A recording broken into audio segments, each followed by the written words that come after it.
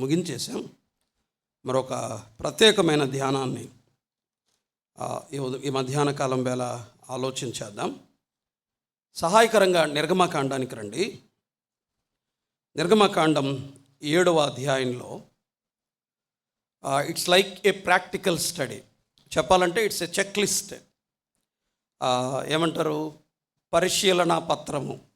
మీ చేతుల్లోకి ఒకవేళ ఒక చెక్ లిస్ట్ ఇచ్చి టిక్ వేసుకోండి అంటే టిక్ వేసుకుంటే సరిపోతుంది, వాట్ వి ఆర్ అనేది. కానీ కంపారిజన్ మాత్రం మనకు బాధ కలిగించేది, పోలిక మాత్రం. కానీ మనకు అవసరం. జస్ట్ ఒకసారి నాకు వ్యక్తిగతంగా మేలు కలిగించింది, దాన్ని నేను మీతో పంచుకుంటున్నాను. నిర్గమకాండం 7వ అధ్యాయం 1, 2, 3 వచనాలు చదువుతున్నాను. కాగా యెహోవా మోషేతో ఇట్లా, నేను ఇదిగో నిన్ను ఫరోకు దేవునిగా నియమించితిని. నీ అన్న అహరోను నీకు ప్రవక్తగా ఉండును. నేను నీకు ఆజ్ఞాపించినది యావత్తు నీవు పలకవలెను. ఫరో తన దేశంలో నుండి ఇశ్రాయేలీయులను పోనీయవలెనని నీ అన్నయ్యైన అహరోను అతనితో చెప్పును.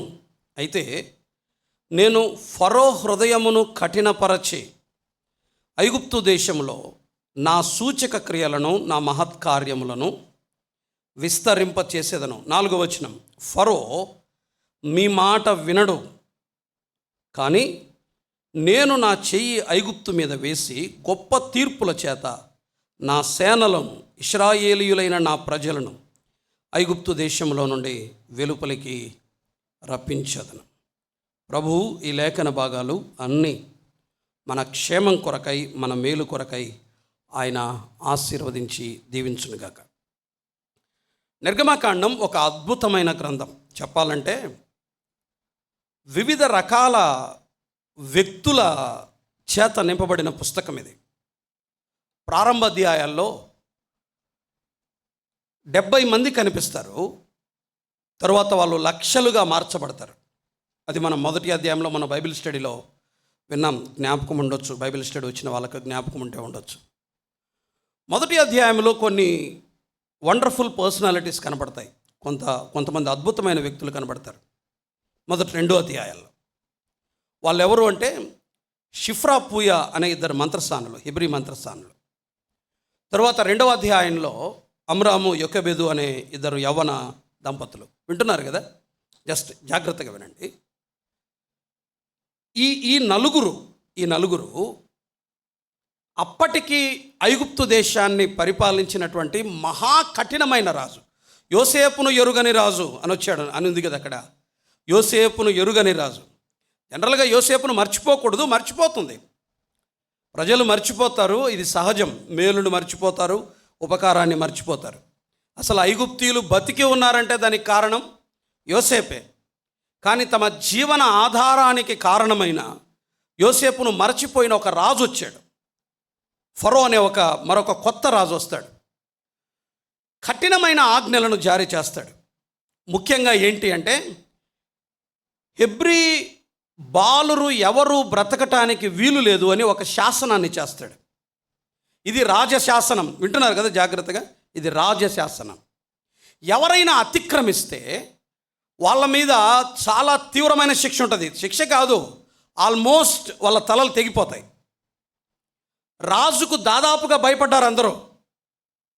రాజుకు వణికిపోతా ఉంది. ఫరోకు ఇశ్రాయేలు దేశ ప్రజలే కాదు, ఐగుప్తులో ఉన్నటువంటి సైనికులు వణికిపోతా ఉన్నారు. కానీ వినండి, ఇంత కఠినమైన ఆజ్ఞలు ఉన్నప్పుడు కూడా, వినాలి, ఇంత కఠినమైన ఆజ్ఞలు ఉన్నప్పటికీ కూడా 2 స్త్రీలు హెబ్రీ బాలురను చంపకుండా బ్రతుకనిస్తారు. నేను ఒక ప్రశ్న ఇస్తాను, మీరు సమాధానం చెప్పండి. వీళ్ళు రాజుకు భయపడ్డారా, దేవునికి భయపడ్డారా? ఇది కరెక్ట్ ఆన్సర్ కాదు. రాజు కంటే దేవునికి ఎక్కువ భయపడ్డారు వారు రాజు కంటే దేవునికి ఎక్కువ భయపడ్డారు. మనం ఏం చేస్తాం చెప్పండి? వారు రాజుకు కాదు, రాజును లెక్క చేయలే, రాజు కంటే దేవునికి ఎక్కువ భయపడ్డారు. అమ్రాము, యొకెబెదులు కూడా రాజు కంటే దేవునికి ఎక్కువ భయపడ్డారు. ఇలాంటి నలుగురు వ్యక్తులు కనిపిస్తారు. వీళ్ళందరిలో సామాన్యంగా ఒక్క మాట ఉంటుంది. వినాలి, ఒక్క మాట ఉంటుంది. మంచి విధేయత కలిగినటువంటి భక్తులు వీరు. దేవునికి పూర్తిగా సంపూర్ణంగా లోబడే మెత్తటి మనస్సు కలిగినటువంటి వ్యక్తులు వీరంతా. అయితే వీళ్ళందరి మధ్యలో ఒక వ్యక్తి మాత్రం అత్యంత కఠినంగా కనిపిస్తాడు. అతనే మనం చదువుకున్న లేఖన భాగంలో కనిపించే ఫరో హృదయం ఇక్కడ రాయబడింది. దాదాపు 7వ అధ్యాయం నుండి దాదాపు 12వ అధ్యాయం వరకు 7-8 టైమ్స్ ఒక మాట రాయబడి ఉంటుంది. ఫరో హృదయము కఠినమాయను, ఫరో హృదయము కఠినమాయను, ఫరో హృదయము కఠినమాయను. కఠినమైన హృదయము అంటే ఎవరి హృదయం? ఫరో హృదయమే. కఠినమైన హృదయానికి బెస్ట్ ఎగ్జాంపుల్ ఎవరంటే ఫరోనే. అసలు ఈ కఠిన హృదయాలు ఎట్లా ఉంటాయి? ఫరోని చూస్తే కఠిన హృదయాలు ఎలా ఉంటాయో మనకు అర్థమవుతుంది. నేను పొరపాటున నాకు తెలిసిన గతంలో నాకు బాగా సన్నిహితంగా ఉండి ఈ మధ్య దినాల్లో దాదాపుగా ఎక్కడున్నాడో ఎలా ఉన్నాడో తెలియదు, ఆ వ్యక్తి వీడియో ఒకటి దొరికింది. ఆ వీడియోలో ఆయన ఒక మాట చెప్పడం నేను విన్నాను. నాకు అది బాగా ఇంట్రెస్టింగ్ అనిపించింది. ఆ 3 నిమిషాలే విన్నాను అంతే. ఆయన ఒక మాట చెప్పాడు. విండో షాపింగ్ అనే ఒక వర్డ్ వాడాడు. విండో షాపింగ్ తెలుసా మీకు? విండో షాపింగ్ విండో షాపింగ్ అంటే తెలుసా? ఎవరికి తెలుసు విండో షాపింగ్ అంటే? తెలుసు కదా, రైట్. ఏంలే 5 అంతస్తులు ఉంటుంది షాపింగ్ మాల్. ఫస్ట్ మొత్తం ఈ గ్రౌండ్ ఫ్లోర్ అంతా ఒక రౌండ్ వేస్తారు, సెకండ్ ఫ్లోర్ రౌండ్ వేస్తారు, థర్డ్ ఫ్లోర్ రౌండ్ వేస్తారు. దీన్ని ముట్టుకుంటారు, దాన్ని పట్టుకుంటారు, ఇది చూస్తారు, ఎంత అని అడుగుతారు, దాన్ని ఇట్లా నలిపి గిలిపి చూస్తారు. కిందికి వచ్చేటప్పుడు ఒట్టి చేతులతో వస్తారు. దీన్నే విండో షాప్. జస్ట్ ఊరుకు చూడటానికి అనమాట. వెళ్ళి జస్ట్ ఒకసారి అట్లా విజిట్ చేసి వస్తారు. దాన్ని ఏమంటారంటే విండో షాపింగ్. అవసరమైన చాలా వస్తువులు ఉంటాయి. లోపలికి వెళ్తారు, ఏమీ తెచ్చుకోరు, ఒట్టి చేతులతో వస్తారు. సమృద్ధి కలిగిన ప్రదేశంలోనికి వెళ్ళి ఖాళీ హస్తాలతో బయటకు వచ్చేస్తారు. దాదాపు ఈ రోజుల్లో కనిపించే బిలీవర్స్ అంతా ఎవరంటే ఈ విండో షాపింగ్ చేసేవాళ్ళే. వాక్య సమృద్ధి ఎక్కువగా ఉంటుంది. ప్రభువు మాట్లాడుతూ ఉంటాడు. ప్రభు స్వరం చెవులో గింగురుమని వినిపిస్తూ ఉంటుంది. ఏం లేదు, ఖాళీ హృదయాలతో రావటం, తిరిగి ఖాళీ హృదయాలతో వెళ్ళిపోవటం. మీరు వెళ్ళేటప్పుడు, ఇప్పుడు ఎట్లా వచ్చారో నాకు తెలియదు, మీరు తిరిగి వెళ్ళేటప్పుడు ఏమైనా లోపల పెట్టుకొని వెళ్తున్నారా? ఏమైనా పెట్టుకొని వెళ్తున్నారా? మీరంతా టైంపాస్ బిలీవర్సే. ఇంకా చెప్పాలంటే సెంటిమెంటల్ బిలీవర్స్. సండే వెళ్ళాలి, ఇంటికి వెళ్ళి ఒక పేపర్ తీసుకొని రాసుకో, ఈ నెలంతట్లో నేను ఇన్ని విషయాలు నేర్చుకున్నాను అని రాసుకోండి చూద్దాం.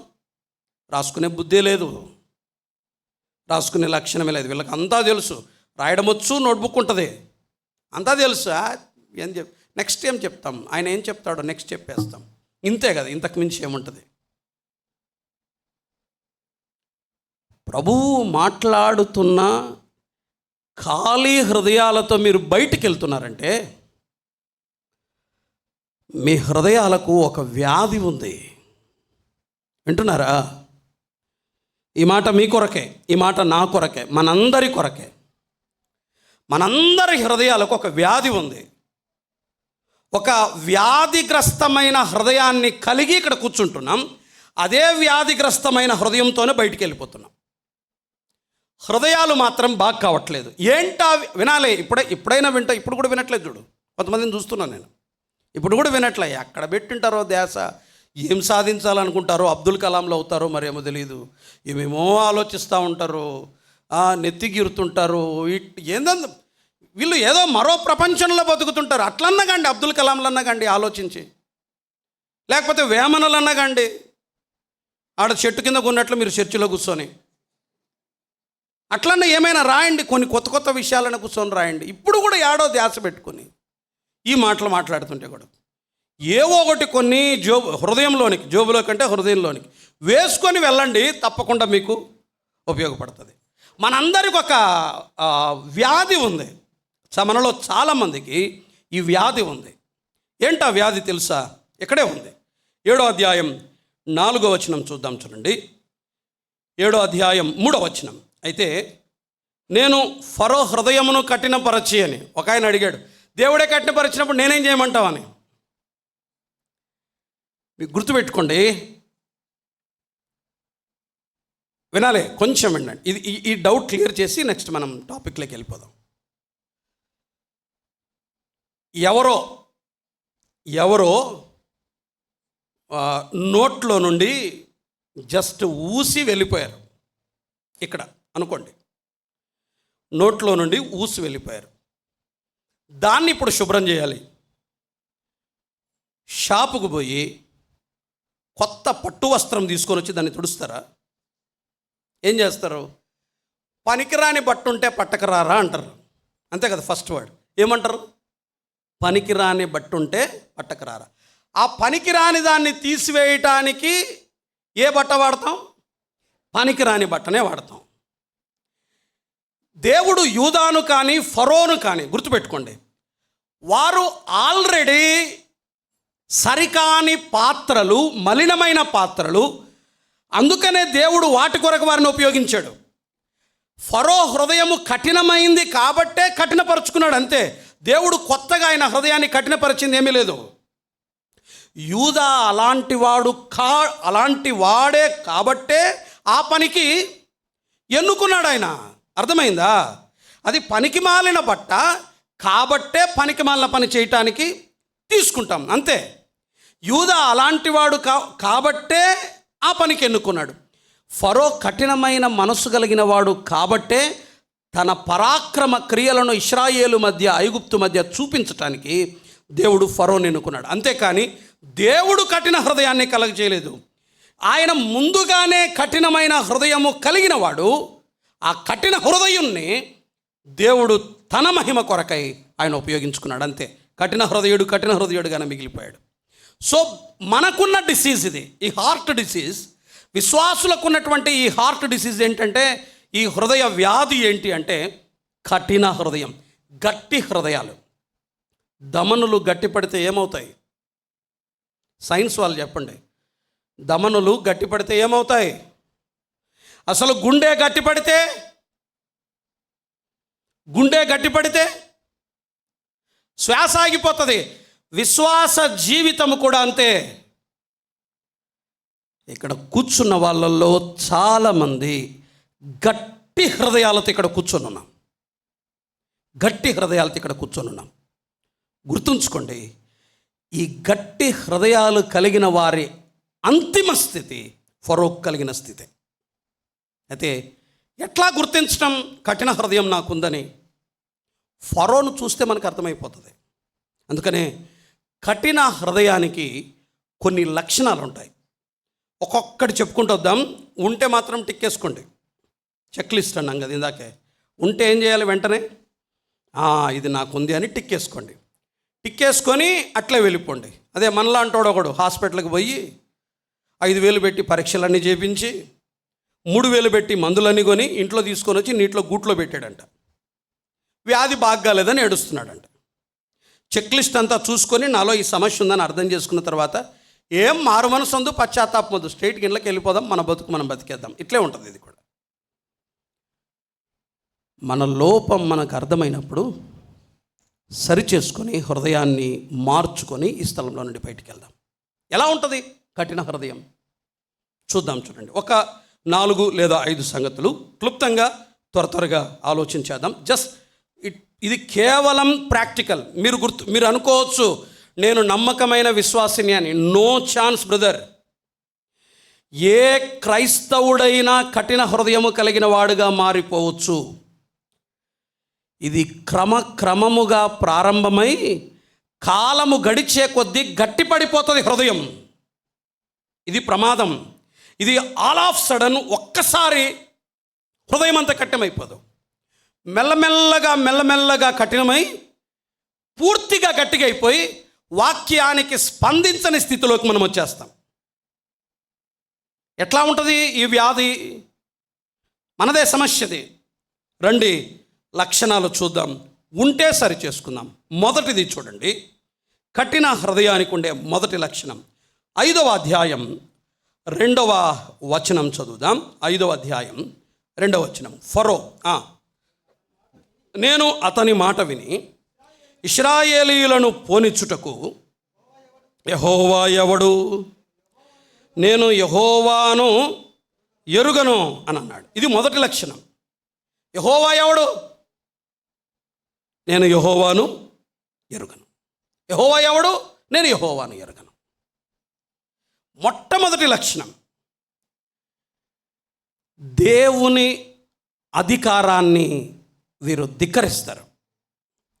కఠిన హృదయానికి ఉండే మొదటి లక్షణం ఏంటంటే దేవుని అధికారాన్ని తిరస్కరిస్తారు.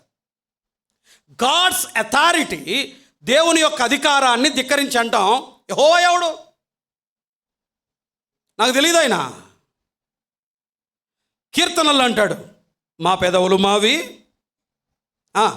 మా పెదవులు మావి, మాకు ప్రభు ఎవడు?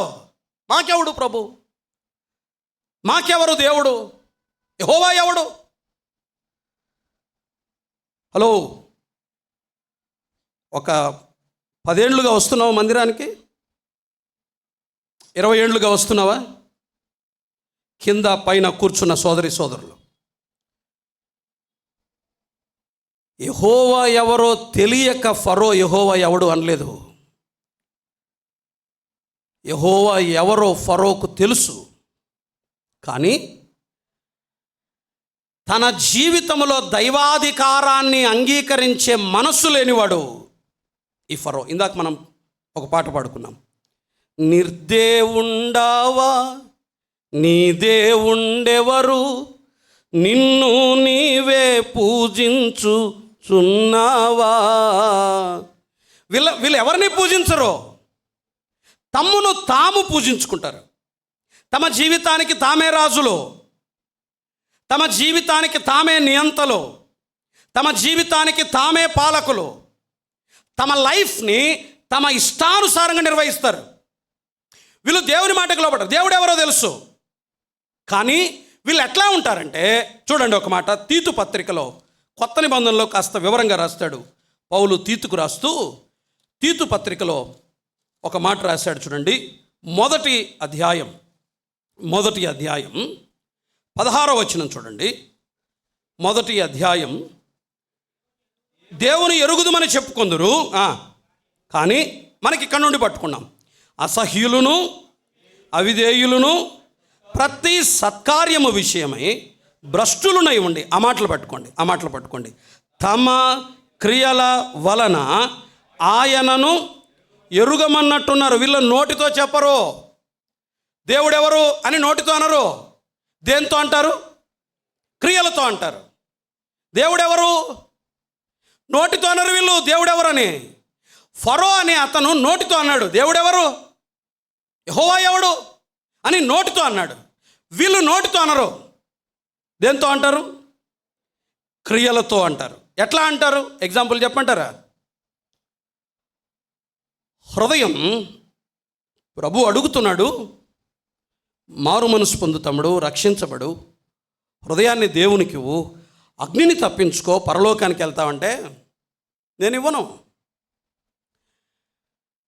ఆయన ఆజ్ఞను నిరాకరించటం నీవు అనుకుంటున్నావు.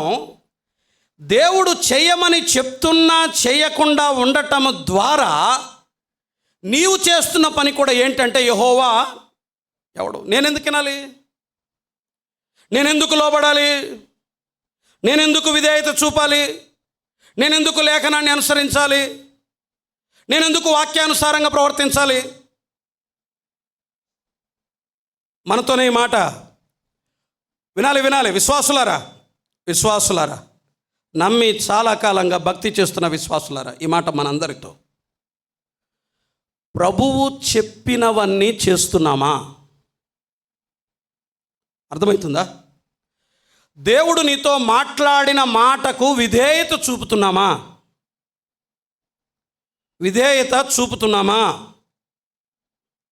ప్రభు స్వరానికి వెంటనే లోబడుతున్నామా? లోబడ్డం లేదంటే అర్థం ఏంటి మీరే చెప్పండి. ఆయన చెయ్యండి అన్నాడు, మనం చెయ్యలేదు. ఒకరినొకరు ప్రేమించండి అన్నాడు, మనం ప్రేమించలేదు. పరిశుద్ధతను కాపాడుకోండి అన్నాడు, పరిశుద్ధతను కాపాడుకోలేదు. దేవుడు చేయమన్నవి మనము చేయనప్పుడు దేవుణ్ణి మనం ఏమంటున్నామని అర్థం? నువ్వెవడు, ఎందుకు లోబడాలి? ఇది కఠిన హృదయుల మొట్టమొదటి లక్షణం. హెబ్రీ పత్రికలో అందుకని ఒక మాట అంటాడు, అది కీర్తనల గ్రంథంలో ఉన్న మాటే ఎత్తి రాశాడు ఆ మాట. చూడండి, హెబ్రీలోకి రాసిన పత్రిక 3వ అధ్యాయం 13వ వచనం చూడండి. హెబ్రీలోకి రాసిన పత్రిక 3వ అధ్యాయం 13వ వచనం. ఆ నేడు మీరు ఆయన శబ్దము వినిన ఎడల కోపము పుట్టించినప్పటి వలె మీ హృదయములను కఠినపరచుకొనకుడి. అయ్యా, ఆయన మాట వింటున్నప్పుడు హృదయాల్ని కఠినం చేసుకోవద్దు.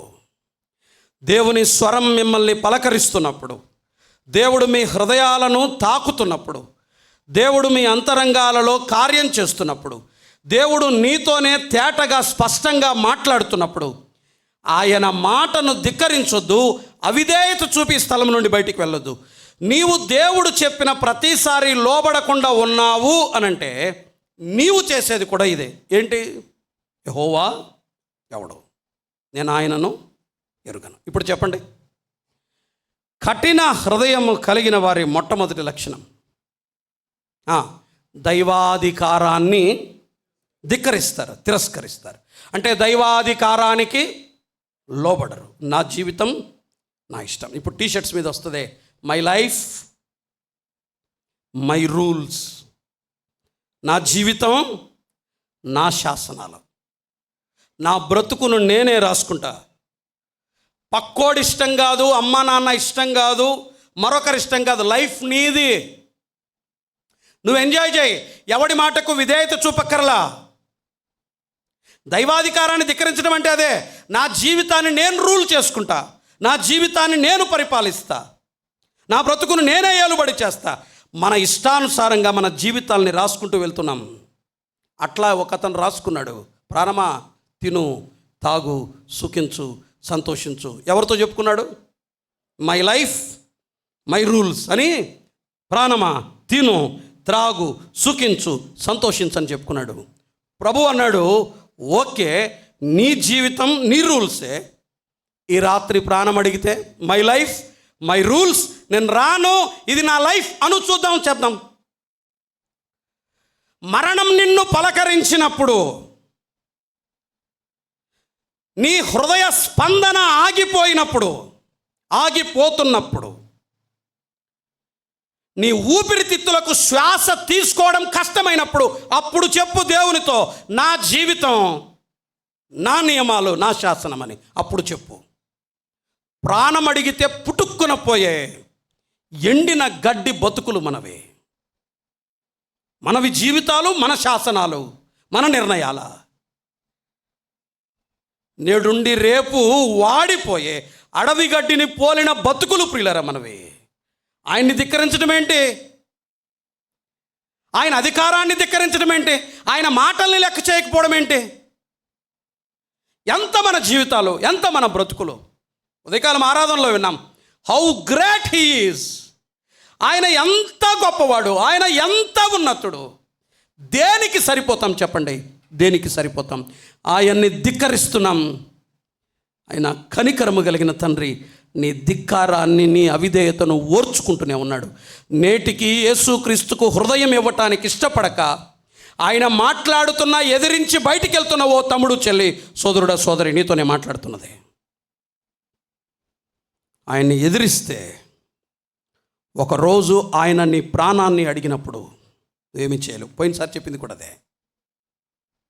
తీర్పులో నిలబడి నిత్యాగ్నికి వెళ్ళమంటే నేను వెళ్ళను, మై లైఫ్ మై రూల్స్ అంటే చెల్లవు. అగ్నికి వెళ్ళాల్సిందే. జీవితమాయనది, జీవిత పాలకుడు ఆయన. మన బ్రతుకులను పరిపాలించే అధికారం కలిగిన వాడు ఆయన. మధ్యాహ్నమైన యేసు ప్రభువుకు లోబడండి. అయ్యా దేవునికి లొంగిపోండి. అమ్మా అయ్యా దేవునికి లొంగిపోండి. ఆయన అధికారాన్ని అంగీకరించండి. కఠినపరుచుకొని వెళ్ళొద్దు. విశ్వాసులారా, ప్రభు పదే పదే మాట్లాడుతున్న నిద్రపోతున్న విశ్వాసులారా, మీతోనే మాట్లాడుతుంది. దేవుడు మాట్లాడుతున్నప్పుడే లొంగిపోండి. దేవుడు మాట్లాడుతున్నప్పుడే లొంగిపోండి. కఠిన హృదయం యొక్క మొదటి లక్షణం ఏం చేస్తారు? దైవాధికారాన్ని ధిక్కరిస్తారు. ధిక్కరించడం అంటే ఏమో కాదు, మాట్లాడినా లోబడరు, చెప్పినా వినరు, మానుకు అన్నా మానుకోరు, దులుపుకొని వెళ్ళిపోతారు. పో అన్నట్లుంటుంది ప్రభువుని. పో ప్రభువా, నీతో మాట్లాడుతున్నాడు, పో ప్రభువా. నీ ప్రాణం అడిగే రోజు వస్తుంది. జాగ్రత్త. మన జీవితాలపై సర్వాధికారం కలిగిన వాడు ఆయన. గణపరచకపోతే ప్రమాదం, గణపరచకపోతే ప్రమాదం. ఒక్క రాత్రిలో నాశనం అయిపోయాడు. ఇప్పుడు గుర్తొస్తుంది సడన్గా, ఒక్క దగ్గరికి అక్కడికి వెళ్ళి మళ్ళీ వచ్చేద్దాం. దానియేలు గ్రంథానికి రండి. నేను రాసుకోలేదు, జస్ట్ సడన్గా ప్రభు నా మనసులోకి తెస్తా ఉన్నాడు ఆ తలంపు. దానియేలు గ్రంథం 4వ అధ్యాయం. దానియేలు గ్రంథం 4వ అధ్యాయం 18వ వచనం చూడండి.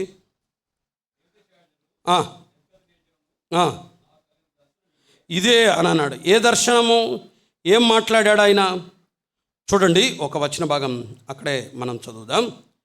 19వ వచనం.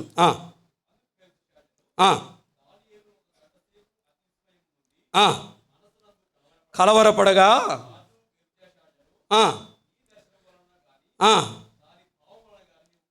కలవరపడకము అని చెప్పాడు. కలవరపడకమని చెప్పిన తర్వాత ఏమైంది? నేను అదొక్క మాట చెప్తాను. 5వ అధ్యాయానికి రండి. చాప్టర్ 5, 5వ అధ్యాయం, 5వ అధ్యాయం మొదటి వచనం.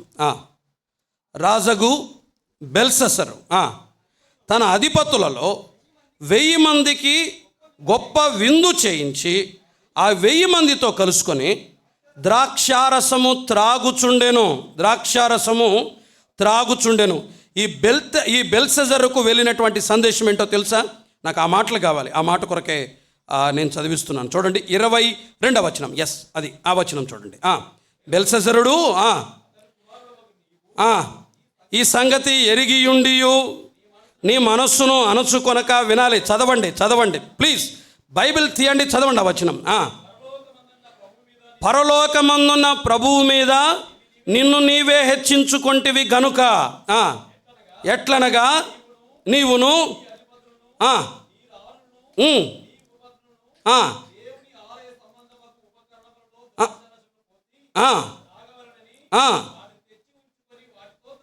త్రాగుచు చూడనైనను విననైనను గ్రహింపనైనను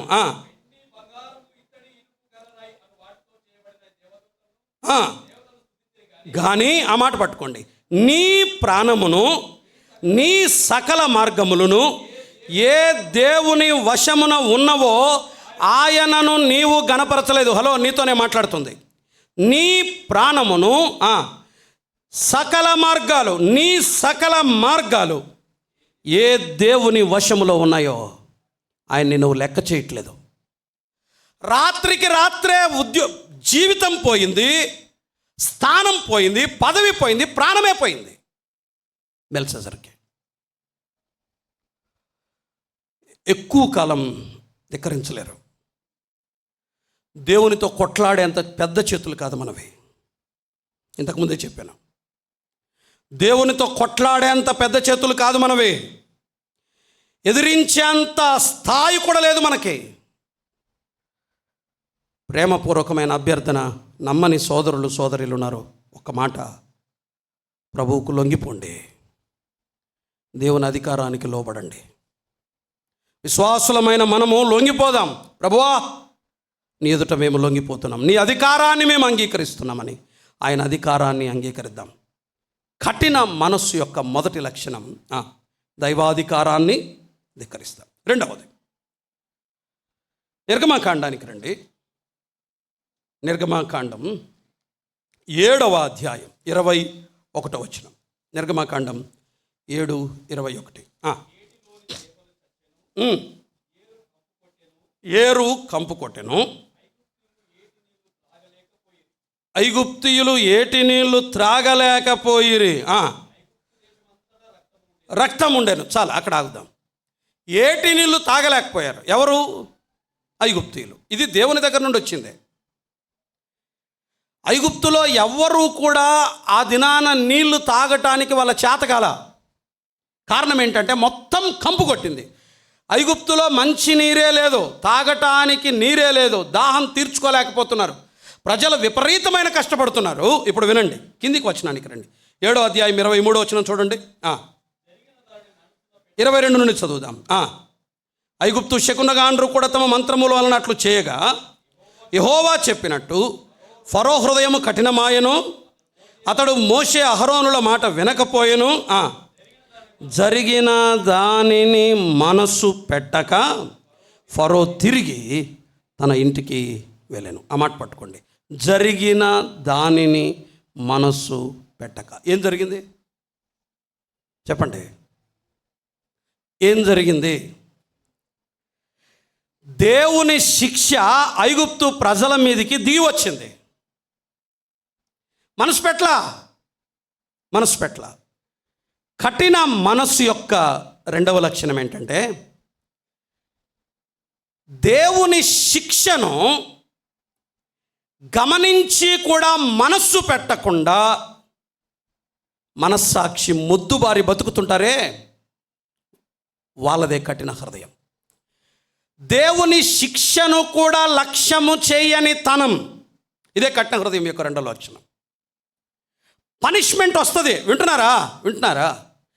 దేవుడు శిక్షిస్తాడు, దేవుడు దెబ్బ కొడతాడు, అర్థమవుతుంటుంది. ఈ శిక్ష దేవుని నుండే, ఈ బాధ దేవుని నుండే అర్థమవుతుంటుంది. కానీ అక్కడ ఏమనుంది? మనస్సున పెట్టక. ఇది కఠిన హృదయం యొక్క రెండవ లక్షణం. ప్రభు శిక్షిస్తుంటాడు, ప్రభు బుద్ధి చెప్తుంటాడు, ప్రభు సరిచేస్తుంటాడు, ప్రభు నొప్పి కలుగు చేస్తుంటాడు.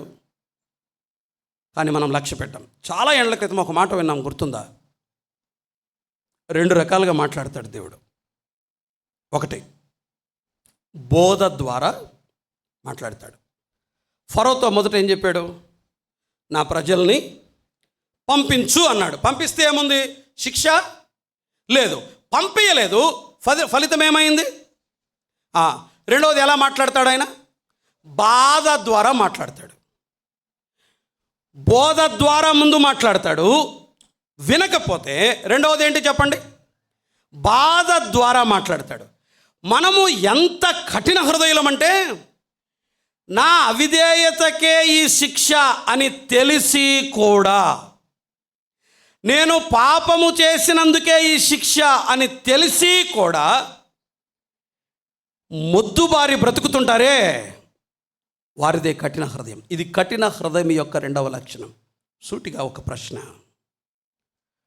నీ ఇంట్లో దుఃఖం ఎందుకో నీకు అర్థమైందా? నీవు చేసిన పాపం, నీవు చూపిన అవిధేయత, వింటున్నారా?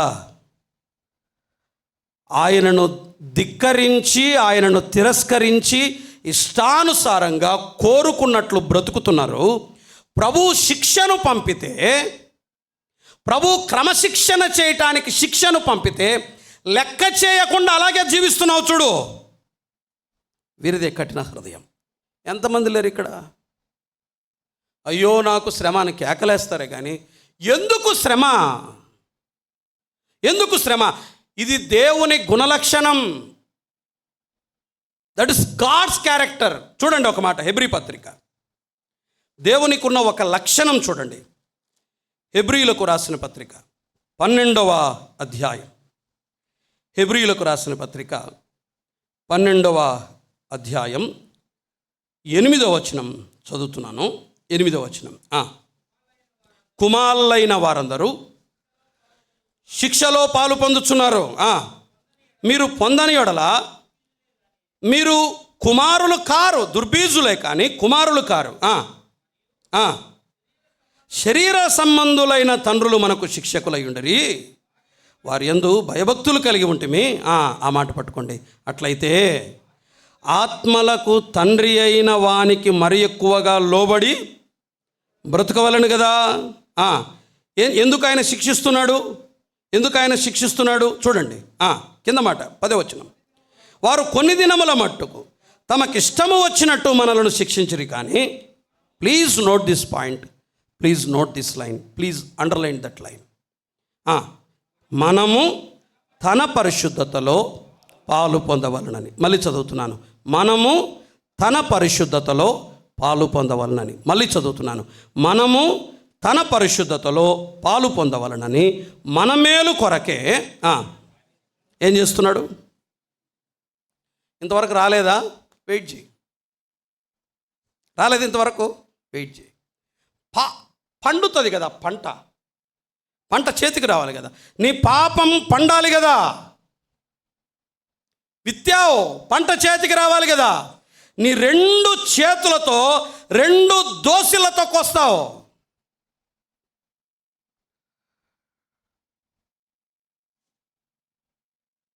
దావీదు చంపింది ఒక్కరినే,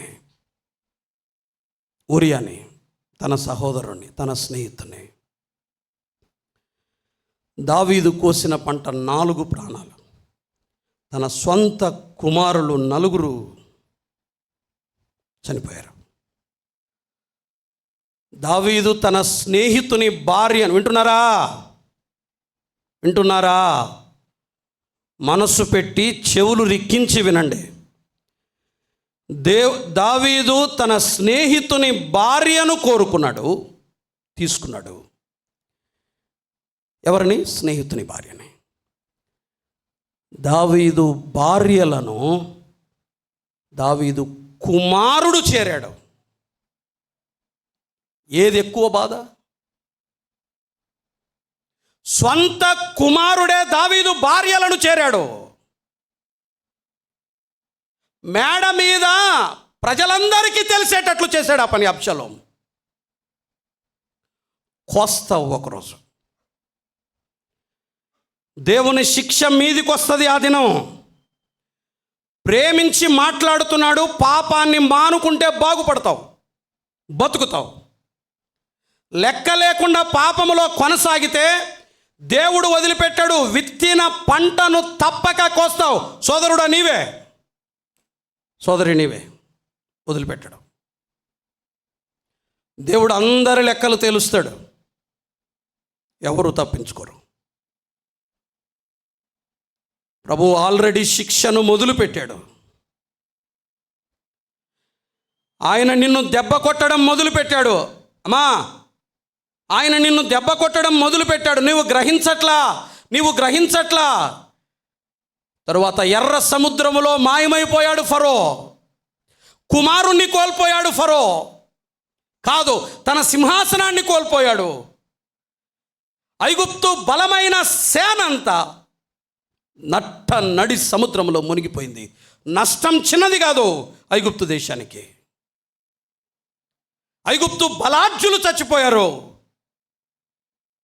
తన జ్యేష్ఠ కుమారుడు చనిపోయాడు. వింటున్నారా? జాగ్రత్త. కఠిన హృదయం యొక్క 2వ లక్షణం, దేవుడు శిక్షిస్తున్నా మనసు పెట్టక ఉండడం. అర్థమవుతుందా?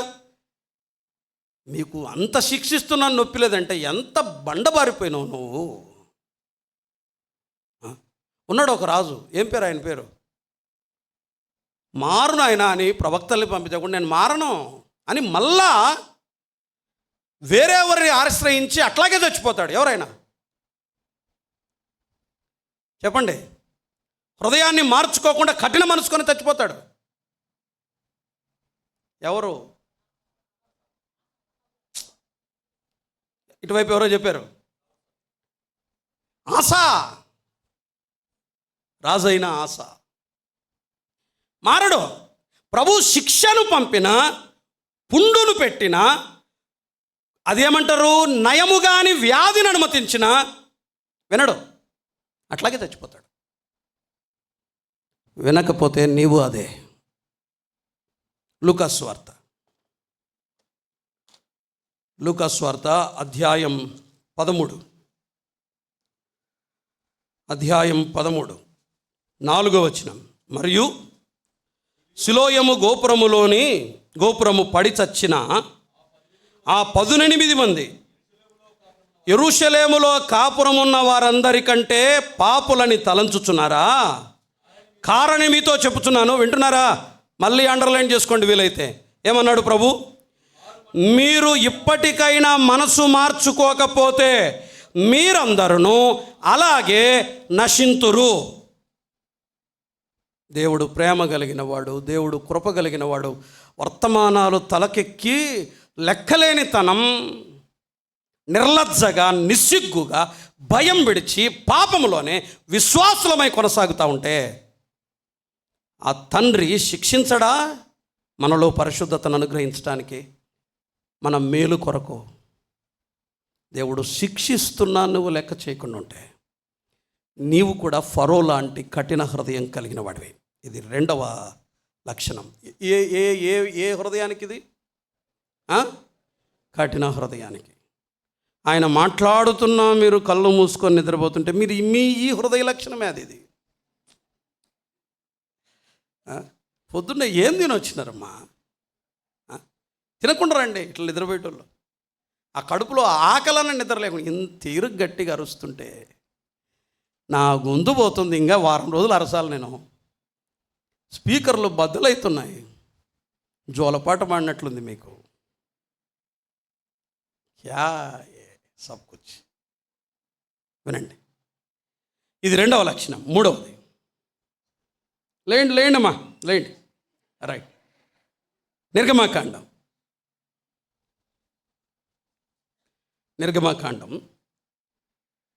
8వ అధ్యాయం 25వ వచనం చదవండి. అప్పుడు ఫరో పిలిపించి, మీరు వెళ్ళి ఈ దేశంలో మీ దేవునికి బలి అర్పించుడని వారితో చెప్పగా. చాలు. మళ్ళా 8:25 చూడండి, 28 చూడండి.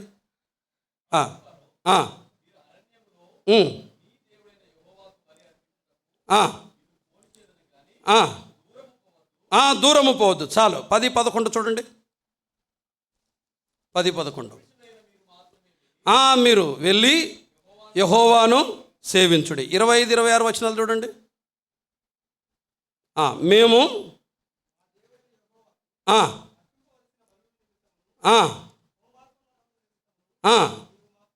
పశువులని ఇవ్వలను.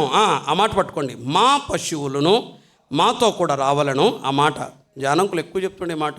ఒక్క డెక్క అయినను విడవబడదు. ఒక్క డెక్క అయినను విడవబడదు. ఒక్క డెక్క కూడా ఇడిచిపెట్టకుండా బయటకు వచ్చేయాలి మేమంతా. కానీ ఫరో ఏం చేస్తున్నాడు?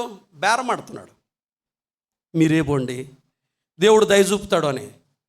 లేకపోతే మీ పిల్లలతో పోండి, మీ పశువుల్ని ఇక్కడ పెట్టి మీరు మాత్రమే వెళ్ళండి, ఎక్కువ దూరం పోవద్దు, 3 రోజులంత దూరం వెళ్ళొద్దు, మళ్ళీ వచ్చేయండి. ఏంటిది దేవునితో? కఠిన హృదయని 3వ లక్షణం ఏంటో తెలుసా? పర్లేదు, అదే పదం వాడదాం. దేవునితో ఏం చేస్తారు? బేరం ఆడతారు. ప్రభువా కొంచెం అనుకుంటా, మిగతాది 2 నెలల తర్వాత. యేసు ప్రభుని నమ్ముకుంటే 25 రోజులు కావాలనండి ఒక తమ్ముడు నాతో. నమ్ముకునిలేండి లాస్ట్కి. నాకు 25 రోజులు కావాలా, నేను ఫస్ట్ ఇది వదులుకుంటా, 2వది ఇది వదులుకుంటా, 3వది ఇది. నన్ను అంతవరకు ఏమీ చేయొద్దు. ఒక్క డెక్క అంటే అర్థం ఏంటంటే, దేవుని దగ్గర నీవు ఒప్పందాల బేరం చేయొద్దు. కొంతమంది నా పరిస్థితి దేవునికి తెలుసులే, అర్థం చేసుకుంటాడు.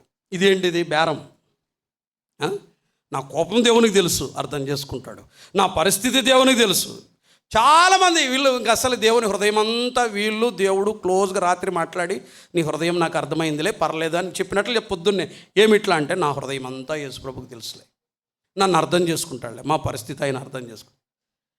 అవిధేయత చూపటానికి, నిరాకరించటానికి, వాక్యాన్ని పక్కన పెట్టడానికి మనం ఎన్నుకునే సాకులన్నీ బేరాలు ఆడతాం దేవునితో. కఠిన హృదయులు లోబడరు. చూడు ప్రభువా, కొంచెం ప్రభువా, ఈ కొంచెం ప్రభువా, ఈ తర్వాత నెక్స్ట్ ఇది ప్రభువా, ఆ తర్వాత అది ప్రభువా. ప్రభు అంటాడు ఒక్క డెక్క కూడా లేదు. Complete redemption. వచ్చారంటే డెక్క కూడా విడిచిపెట్టకూడదు, మొత్తం బయటికి రావాలి. విధేయత చూపితే 100% ఒబీడియన్స్ కావాలి ఆయనకి. ఒక మాట అన్నాడు క్రిసలైట్ అన్న గుర్తు నాతో, డిలేయిడ్ ఒబీడియన్స్ ఆల్సో డిజొబీడియన్స్ అన్నాడు ఆయన. బాగుంది కదా? మీరు వన్స్ మోర్ అనకపోయినా నేను చెప్తా. Delayed obedience also disobedience. ఆలస్యంగా విధేయత చూపటము కూడా అవిధేయతే. ప్రభువు మాట్లాడినప్పుడు ఇంటికెళ్ళి లెక్కలేసుకొని ఆలోచించే విధేయత కూడా అవిధేయతే. Immediate obedience, only obedience. వెంటనే విధేయత చూపితేనే విధేయత. పిల్లలు తల్లిదండ్రులు చెప్తే తెస్తాలే గంటాగో, దట్ ఈస్ డిజొబీడియన్స్. సాయంత్రం తెస్తా, డిజొబీడియన్స్. చెప్పిన వెంటనే వెళ్తామే, దట్ ఈస్ కాల్డ్ ఒబీడియన్స్. మన పిల్లలు కూడా ఎప్పుడైనా ఫోన్ చేసి అవసరానికంటే అన్న సాయంత్రం 4 గంటలకు, డిజొబీడియన్స్. చెప్పామా, అప్పుడు చూపించేదే విధేయత. బేరాలాడుతున్నాడు, ఇక్కడికి పో అక్కడికి పో. కఠిన హృదయులు దేవునితో బేరాలాడతారు. కొంచెం మానుకుంటా ప్రభా, ఆ తర్వాత మానుకుంటా ప్రభా. కొన్ని మాటలు చెప్పనివ్వండి. ఒక్క మాట, ఆయన మనుషులతో ఒప్పందాలు చేసుకోలేడు. నేను అదే రాసుకున్నాను, నేను రాసుకున్నదే చదువుతున్నాను. దేవుడు మనుషులతో బేరాలాడడు. గుర్తుపెట్టుకోండి, దేవుడు నీతో నాతో బేరాలాడడు. నేను రాసుకున్న చెప్తున్నాను. దేవుడు సంతృప్తి పడేది మనము పూర్తిగా లొంగిపోయినప్పుడు మాత్రమే. అది మాత్రమే దేవునికి సంతృప్తి. అర్థమైందా? సగం విధేయత చూపితే దేవుడికి సాటిస్ఫాక్షన్ ఉండదు. దేవుడు ఎప్పుడు తృప్తి పడతాడంటే మనం పూర్తిగా లొంగిపోయినప్పుడే సంతృప్తి పడేది ఆయన.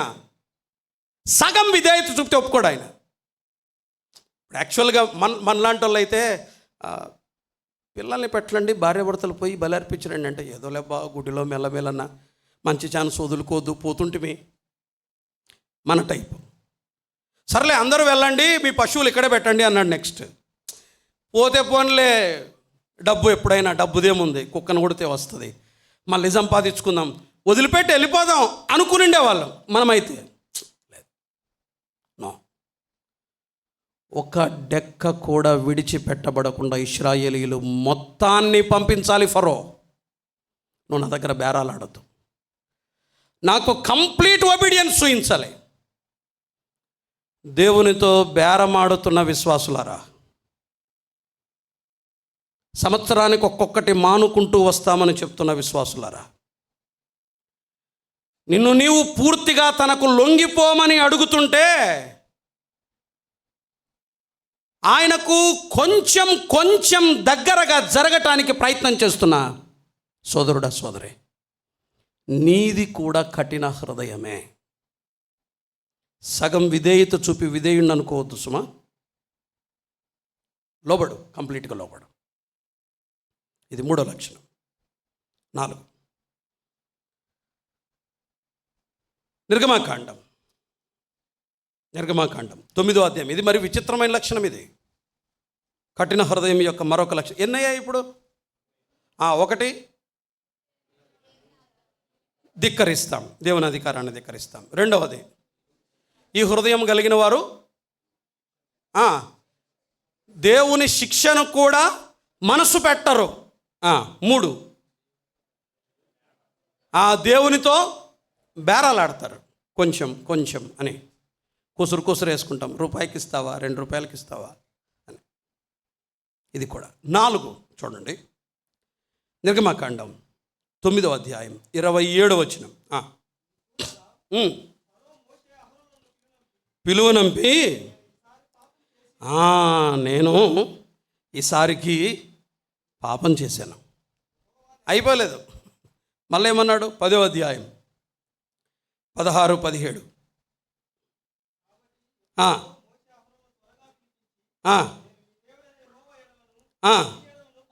మళ్ళీ ఏమన్నాడు? పాపం చేశాను. మీకు తెలుసా? 2 సార్లు అన్నాడు. ఏమని? నేను పాపం చేసినాను, పాపిని, నేను పాపిని అని 2 సార్లు అన్నాడు. 4 సార్లు ఏమన్నాడో తెలుసా? మనకు టైం లేదు. నన్ను ఆశీర్వదించండి, నా కొరకు ప్రార్థన చేయండి అని 4 సార్లు అడిగాడు. ఎవరిని? మోషే అహరోనులని. ఎవరు? ఫరో. 2 సార్లు ఏమన్నాడు? నేను పాపం చేశాను. అప్పుడే పాపం చేసేది అంటాడు. మోషే అహరోనులు అట్లా వెళ్ళిపోతేనే మళ్ళీ మొదలు పెడతాడు. నా గురించి చెప్తున్నావు ఏందన్నా మీరు? అప్పుడే ఒప్పుకుంటారు, 2 గంటలకు మళ్ళీ మొదలు పెట్టింటారు. యూత్ క్యాంపులో అట్లా తీవ్ర విపరీతమైన ఆవేశంతో ముందుకొచ్చి వీడు తప్పకుండా ఏదో పెద్ద భక్తుడైపోతాడు అనుకుంటాం మనం. ముందుకు వచ్చేసరికి 3 గంటలే, ఇంటికి వచ్చిన తర్వాత మళ్ళీ మొదలు పెట్టింటాడు. ఏ ఆట? మొదట ఆటే. వచ్చా మొదలుపెట్టా, మళ్ళీ మొదలుపెట్టా. పాపం చేసినామంటారు, మళ్ళీ చేస్తారు. పాపం చేసినామంటారు, మళ్ళీ చేస్తారు. 4వ లక్షణం ఏంటో తెలుసా? వీళ్ళు పాపాన్ని ఒప్పుకుంటారు కానీ పశ్చాత్తాపముతో కాదు. వీళ్ళు పాపాన్ని ఒప్పుకుంటారు కానీ పశ్చాత్తాపపడరు, పాపాన్ని విడిచిపెట్టరు. ఇది 4వ లక్షణం. మీది కఠిన హృదయం, మీకు జబ్బు చేసింది. ఇది ఆత్మ సంబంధమైన అనారోగ్యం. ఇది మీ ఆరోగ్యం బాలేదు. మాటికి పాపాన్ని ఒప్పుకోవడం, మళ్ళీ పాపం చేయడం, పాపాన్ని ఒప్పుకోవడం, మళ్ళీ పాపం చేయడం, పాపాన్ని ఒప్పుకోవడం, మళ్ళీ పాపం చేయడం. సోమవారం నుండి శనివారం వరకు పాపం చేసేది. శనివారం రాత్రి వచ్చి క్షమించు ప్రభు అని, ఆదివారం రొట్టె చేసుకునేటప్పుడు క్షమించు ప్రభు అని బూతులు తిట్టొస్తారు. ఈడొచ్చి మళ్ళీ టపక్కమని నోట్లకు ముక్కేసుకుంటారు. అయిపోయా. ఇంత లెక్కలేనితనమండి. పాపాన్ని ఒప్పుకుంటారు, మళ్ళీ చేస్తారు. పాపము చేసి తిని అంటారు, మళ్ళీ చేస్తారు. పాపము చేసి తిని అంటారు, మళ్ళీ చేస్తారు.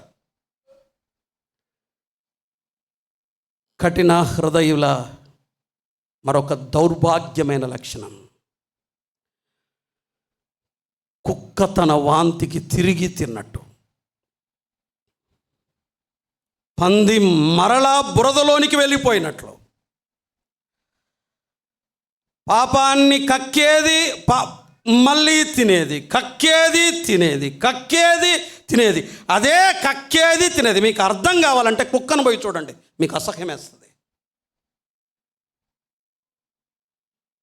నేటి విశ్వాసుల జీవితాలు ఇవి.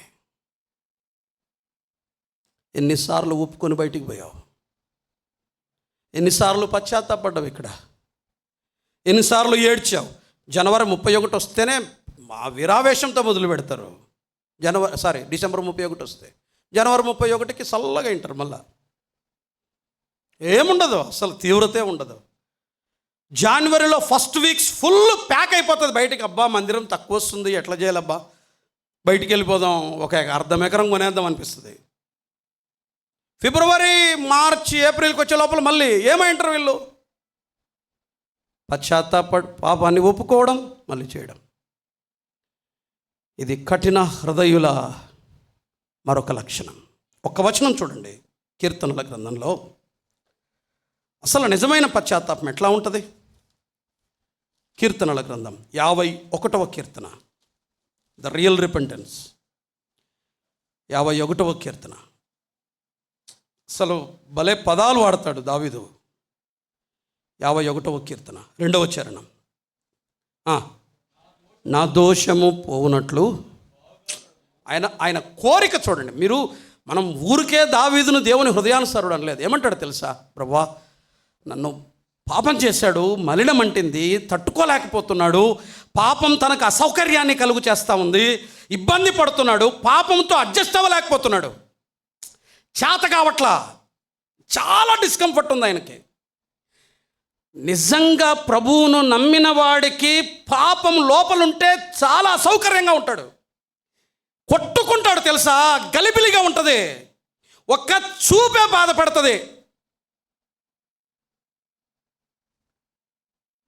పాపముతో ఇంత సుఖంగా ఎట్లా బతుకుతున్నావు నువ్వు? ఎట్లా బతుకుతున్నావు ఇంత సుఖంగా? ఇంత హ్యాపీగా ఉన్నావు లైఫ్లో, పాపం చేస్తా. దావీదు అంటాడు, ప్రభువా బాగా కడుగు ప్రభువా, నన్ను బాగా కడుగు. తర్వాత ఏమన్నాడు మళ్ళీ? పాపం పూర్తిగా పోవాలి నా పాపము పోవునట్లు పవిత్రపరచం. ఎన్నిసార్లు అన్నాడు చూడండి ఆ మాటలు. తర్వాత 7వ వచనం చూడండి. నేను పవిత్రుడనగునట్లు హిస్సోపుతో నా పాపమును పరిహరింపుము. మళ్ళీ ఏమన్నాడు? హిమము కంటేను నేను తెల్లగా ఉండునట్లు నీవు నన్ను కడుగుము. 9వ చరణం లేకపోతే 10వ చరణం, దేవా నా యందు శుద్ధ హృదయము కలుగు చేయము. దేవా నా యందు శుద్ధ హృదయం. ఎన్నిసార్లు అన్నాడు తెలుసా? ప్రభువా పరిశుద్ధత ఇవ్వవా, ప్రభువా నన్ను పవిత్రపరచవా, ప్రభువా నన్ను పవిత్రపరచవా. పాపాన్ని భరించలేకపోతున్నా, నేను అంగీకరించలేకపోతున్నా, ఈ మాలిన్యాన్ని తట్టుకోలేకపోతున్నా. దేవా నన్ను బాగా కడుగు, దేవా నన్ను పవిత్రపరచు, ప్రభువా నన్ను తెల్లగా చేయి, ప్రభువా నాకు శుద్ధ హృదయమి. తనకలాడాడు పరిశుద్ధత కోసం. ఉందా ఈ కోరిక? ప్రభువును నమ్మి పాపం చేయడం నీళ్ళు తాగినట్ల, ఇంట్లోకి పోయి జస్ట్ నీళ్ళు తాగినట్ల. సిగ్గుపడండి విశ్వాసులమని చెప్పుకోవడానికి. Shame on you. సిగ్గుపడండి విశ్వాసులమని చెప్పుకోవడానికి. సులభంగా పర్ఫెక్షన్ ఉంటుంది అనట్లేదు నేను. ఫైటింగ్ ఉంటుంది, పోరాటం ఉంటుంది పరిశుద్ధత కొరకై. బట్ అంత ఈజీగా పాపం చేయడానికి వీళ్ళు లొంగిపోరు, అంత ఈజీగా ఈల్డ్ అవ్వరు. చాలా స్ట్రగుల్ ఉంటుంది. నా దగ్గరకు ఒక తమ్ముడు, ఎన్నిసార్లు అబ్బా నువ్వు అంటే ఏమంటాడు తెలుసా వచ్చి, నువ్వు నా తప్పునే చూస్తున్నావన్నా, నేను పడే నా ఎఫర్ట్స్ నువ్వు చూడడం లేదంటే. ఏమి ఎఫర్ట్స్? రోజు పడిపోయి ఎఫర్ట్ అంటే ఎట్లా? ఈరోజు చేశా, రేపు చేశా, ఎల్లుండి చేసా. నేను ఎగతాలు చేయట్లేదు ఆయన్ని, నేను ఆయన తక్కువ చేసి కూడా మాట్లాడడంలా. That's not right. అట్లా సమర్థించుకుంటున్నాడు.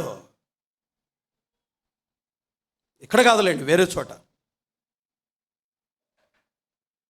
చాలాసార్లు అంటే నాతో తను మాట్లాడడానికి కాల్ చేసినప్పుడు అనేమాట, నేను ఎఫర్ట్ పెడుతున్నాను.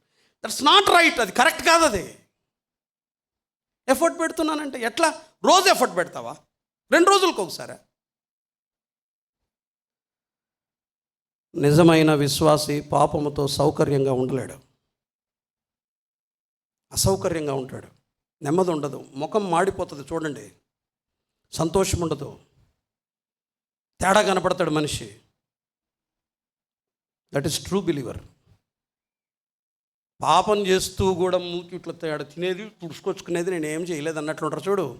మొత్తం దొంగలే వీళ్ళంతా. వీళ్ళే ఎక్కువ మంది ఉండేది కూడా.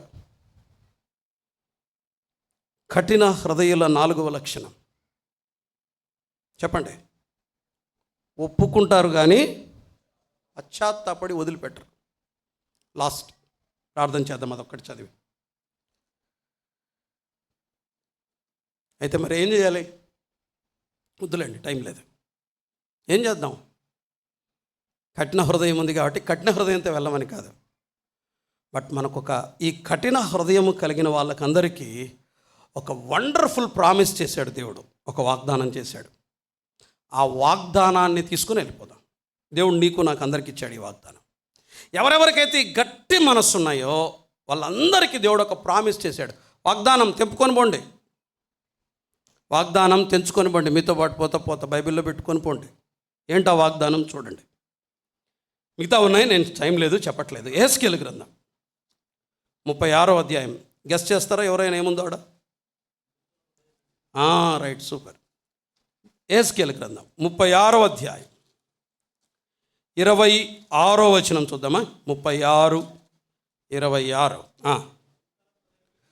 నూతన హృదయము మీకు ఇచ్చేదను, నూతన స్వభావము మీకు కలుగు చేసేదను. ఆ మాట పట్టుకోండి. రాతి గుండె మీలో నుండి తీసివేసి మాంసపు గుండెను మీకు ఇచ్చేదను. నా ఆత్మను మీ యందుంచి నా కట్టడలను అనుసరించి వారిగాను నా విధులను గైకొని వారిగాను మిమ్మును చేసేదను. Do you want? మీకు కావాలనా? రండి మా. Simple step. నువ్వు నమ్మిన వాడివైనా నమ్మని వాడివైనా ప్రభు దగ్గరికి వచ్చి ఈ మధ్యాహ్నమైన విశ్వాసులారా మారు మనసు పొందండి. హలో విశ్వాసులారా మారు మనసు పొందండి. ఏమని? మళ్ళీ తప్పు చేశాను ప్రభువా, నన్ను క్షమించు. నాకు ఈ మెత్తని మనస్సు, మెత్తని హృదయం, ఈ మాంసపు హృదయం నాకు ఇమ్మని ప్రభుని అడగండి. ప్రభు నీకు ప్రామిస్ చేస్తున్నాడు, మీ నిజస్థితి, వాస్తవ స్థితి ఒప్పుకో. ఈ మధ్యాహ్న కాలం ఒప్పుకో. ప్రభు నీకు మెత్తని హృదయాన్ని ఇస్తాడు. ఒక 8 ఏళ్ల కుర్రాడు, జస్ట్ 8 years, ఒక బాలుడు, 16 ఏండ్లు వస్తాయి. 16 ఏండ్లు వస్తే ఒక బుక్ దొరుకుతుంది. ఆ బుక్ తెచ్చి అతను రాజుగా ఉంటాడు. తన రాజ అంతఃపురంలో కొంతమంది శాస్త్రులు కొంతమంది వచ్చి మాకు బుక్ దొరికింది రాజా అంటే, ఏం బుక్ ఒకసారి చదవండి అంటే, అక్కడ కూర్చున్నటువంటి ఆ మంత్రులు శాస్త్రులు దాన్ని చదవడం మొదలు పెడతారు. సింహాసనం నుండి కిందికి వచ్చి బట్టలు చింపేసుకొని ఏడుస్తాడు. ఎవరైనా? రాజు అయిన యోషియా. అది మెత్తని మనసు అంటే. దేవుని స్వరం వినబడుతుండగా గుండెలు బాదుకుంటారే, అయ్యో ప్రభువా నేనే ఆ వ్యక్తిని అని. వారిది మెత్తని హృదయాలు. ప్రభు మాట్లాడుతుండగానే వెంటనే లోబడతారే, వారిది మెత్తని హృదయం. ప్రభు మీకు ఇస్తాడు, తీసుకోండి. ఇప్పుడు కూడా ఖాళీగా వెళ్ళిపోతారా? మెత్తని హృదయాలతో బయటికి వెళ్తారా? తలలు వంచండి, కళ్ళు మూసుకుందాం. విశ్వాసులు అవిశ్వాసులు మీరెవరైనా సరే కనీసం ఈ మధ్యాహ్న కాలం ప్రభువుని అడగండి, ప్రభువా నాలో ఈ గట్టితనాన్ని తీసేయండి, నాలో ఈ కఠిన హృదయాన్ని తీసేయండి, నాకు మెత్తని హృదయాన్ని ఇవ్వండి, నన్ను నూతనమైన వ్యక్తిగా చేయండి, నా పాపమును క్షమించమని విశ్వాసులు అవిశ్వాసులు ఇద్దరూ అడగండి. ఒక 30 సెకండ్లు మీకు టైం ఇస్తాను. మనమందరం అడుగుదాం, ప్రభువా మాలో ఈ మెత్తని మనసు తీసేయండి. మీరు మాట్లాడుతున్నప్పుడే అప్పుడే లోబడే మనస్సు, ఆచరించే మనసు, పాపాన్ని సహించలేని హృదయం నాకు ఇమ్మని ప్రభువుని అడగండి. క్షమాపణ అడిగి ప్రభు మెత్తని హృదయాన్ని ఇమ్మని ఆయన అడగండి.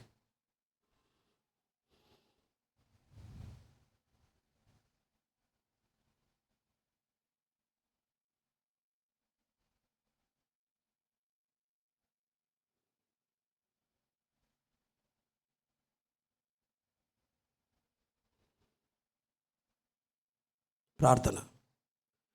ప్రియతండ్రి, మిమ్మల్ని స్తుతిస్తున్నాం. మాతో మాట్లాడినందుకు మీకు వందనాలు. వాక్యము దుష్టుడు ఎత్తుకొని పోకుండా సహాయం చేయమని, మీరు మాట్లాడుతున్నప్పుడే వెంటనే వాక్యాన్ని అంగీకరించే మెత్తని హృదయాలను మాకు అనుగ్రహించుమని, మాంసపు హృదయం మాకు దయచేయమని, లేఖనాన్ని, మీ అధికారాన్ని తిరస్కరించే హృదయాన్ని తీసివేయమని, మా తప్పును ఒప్పుకుంటూ మీకు లొంగిపోతూ మా ప్రభు అయిన యేసుక్రీస్తు దివ్యమైన నామమున స్తుతులు చెల్లించి ప్రార్థన చేస్తున్నాము తండ్రి. ఆమేన్. అందరికీ వందనాలు.